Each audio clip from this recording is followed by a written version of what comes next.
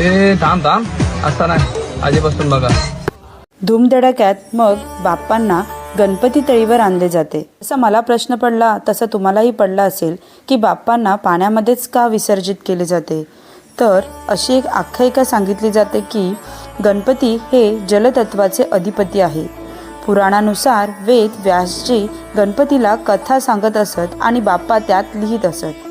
कथा सांगताना वेद व्यासजींचे डोळे मिटले. ते सतत 10 दिवस कथा सांगत राहिले आणि बाप्पा लिहून ठेवत राहिले.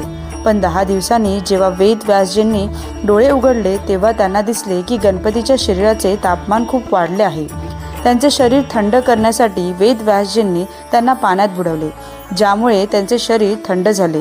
तेव्हापासून गणेश विसर्जन हे गणपतीला थंड करण्यासाठी केले जाते अशी एक धार्मिक मान्यता आहे.